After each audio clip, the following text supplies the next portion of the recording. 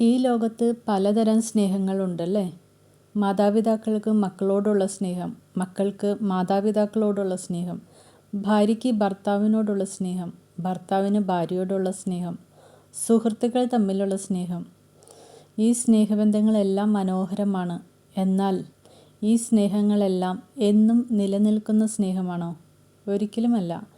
ഇന്നത്തെ ഈ ലോകത്ത് നമ്മൾ കാണുന്നില്ലേ, ഭർത്താവിനെ വഞ്ചിക്കുന്ന ഭാര്യ, ഭാര്യയെ വഞ്ചിക്കുന്ന ഭർത്താവ്, സ്വന്തം സ്വാർത്ഥ താല്പര്യങ്ങൾക്ക് വേണ്ടി ബന്ധങ്ങൾ തകർക്കുന്ന ആളുകൾ.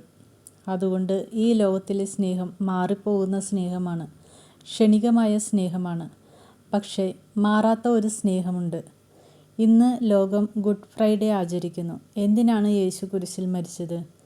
അവൻ ഈ ലോകത്തെ സ്നേഹിച്ചു, എന്നെയും നിന്നെയും സ്നേഹിച്ചു.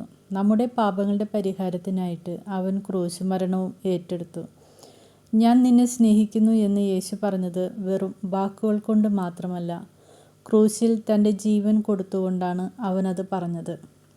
അവൻ്റെ കൈകളിലും കാലുകളിലും ആണികൾ അടിച്ചു കയറ്റുമ്പോഴും, അവൻ്റെ തലയിൽ മുൾക്കിരീടം തുളച്ചു കയറ്റുമ്പോഴും, അവൻ്റെ ശരീരത്തിൽ ചാട്ടവാറിൻ്റെ അടികൾ വീണപ്പോഴും, ആ വേദനകളെല്ലാം അവൻ സഹിച്ചത് എനിക്കും നിനക്കും വേണ്ടിയിട്ടാണ്, നമ്മുടെ പാപങ്ങളുടെ പരിഹാരത്തിന് വേണ്ടിയിട്ടാണ്.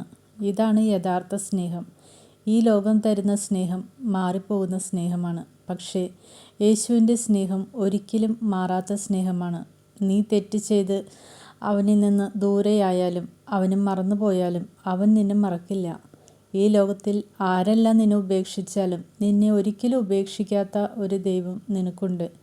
നിന്നെ ആരും മനസ്സിലാക്കുന്നില്ല എന്ന് തോന്നുമ്പോഴും, നിന്നെ ആരും സ്നേഹിക്കുന്നില്ല എന്ന് തോന്നുമ്പോഴും, ഒരു നിമിഷം നീ ക്രൂശിനെ മനസ്സിൽ കാണൂ. മുൾക്കിരീടം ധരിച്ച ഈശോ, രക്തം വാർന്ന കൈകൾ, ആണികൾ തറച്ച കൈകാലുകൾ, വേദന കൊണ്ട് നിറഞ്ഞ ശരീരം. ആ ക്രൂശിൽ തൂങ്ങി നിൽക്കുന്നത് ഒരു കുറ്റവാളിയല്ല, ശിക്ഷിക്കപ്പെടുന്നത് ഒരു പാപിയുമല്ല, ലോകത്തെ രക്ഷിക്കാൻ വന്ന രക്ഷകനാണ്. ആ ക്രൂശിൽ കിടന്നുകൊണ്ട് ഈശോ നമ്മോട് പറയുന്നു, ഞാൻ നിന്നെ അത്രമാത്രം സ്നേഹിക്കുന്നു. ഇന്ന് ദുഃഖവെള്ളിയാഴ്ച നമ്മൾ ക്രൂശിൻ്റെ മുമ്പിൽ നിൽക്കുമ്പോൾ നമുക്ക് ഒരു വാക്ക് പറയാം: കർത്താവേ, നന്ദി. ഈ ക്രൂശിനും ഈ സ്നേഹത്തിനും ഈ ത്യാഗത്തിനും നന്ദി.